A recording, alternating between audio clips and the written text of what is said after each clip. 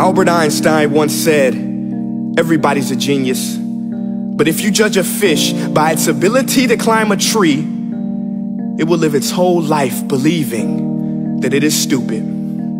Ladies and gentlemen of the jury, today on trial we have modern day schooling. Glad you could come. Not only does he make fish climb trees, but also makes them climb down and do a 10-mile run. Tell me, school, are you proud of the things you've done?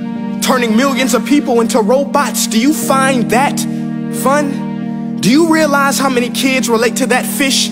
Swimming upstream in class, never finding their gifts, thinking they are stupid, believing they are useless? Well, the time has come, no more excuses. I call school to the stand and accuse him of killing creativity, individuality, and being intellectually abusive. He's an ancient institution that has outlived his usage.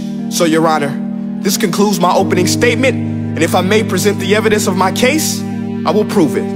Proceed. Exhibit A. Here's a modern day phone. Recognize it? Here's a phone from 150 years ago. Big difference, right? Stay with me. Here's a car from today, and here's a car from 150 years ago. Big difference, right? Well, get this. Here's a classroom of today, and here's a class we used 150 years ago. Now ain't that a shame? In literally more than a century, nothing has changed. Yet you claim to prepare students for the future?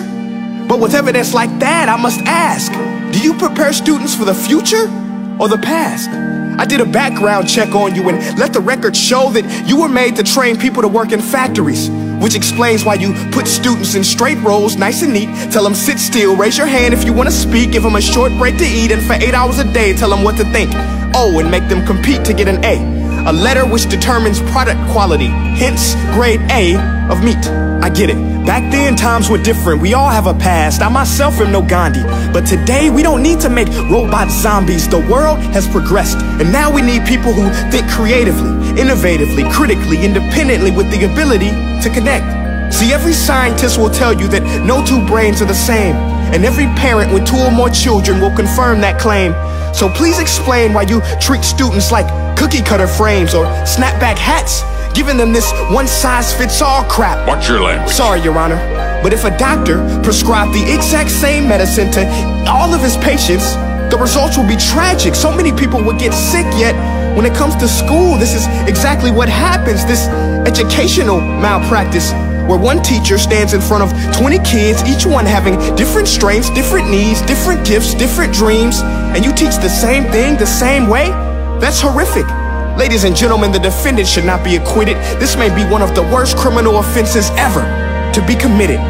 And let's mention the way you treat your employees. Objection. Overruled. I want to hear this. It's a shame. I mean, teachers have the most important job on the planet, yet they're underpaid? No wonder so many students are short-changed. Let's be honest, teachers should earn just as much as doctors, because a doctor can do heart surgery and save the life of a kid, but a great teacher can reach the heart of that kid and allow him to truly live. See, teachers are heroes that often get blamed, but they're not the problem. They work in a system without many options or rights. Curriculums are created by policymakers, most of which have never taught a day in their life. Just obsessed with standardized tests. They think bubbling in a multiple choice question will determine success. That's outlandish. In fact, these tests are too cruel to be used and should be abandoned, but don't take my word for it. Take Frederick J. Kelly, the man who invented standardized testing, who said, and I quote, "These tests are too cruel to be used and should be abandoned." Ladies and gentlemen of the jury, if we continue down this road, the results will be lethal. I don't have much faith in school, but I do have faith in people. And if we can customize healthcare, cars, and Facebook pages, then it is our duty to do the same for education, to upgrade it, change it, do away with school spirit, because that's useless. Unless we're working to bring the spirit out of each and every student, that should be our task.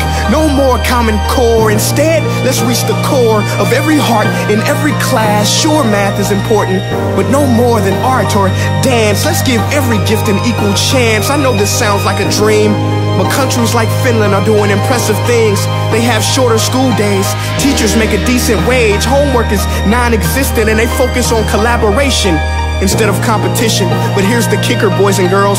Their educational system outperforms every other country in the world. Other places like Singapore are succeeding rapidly. Schools like Montessori, programs like Khan Academy. There is no single solution, but let's get moving. Because while students may be 20% of our population, they are 100% of our future.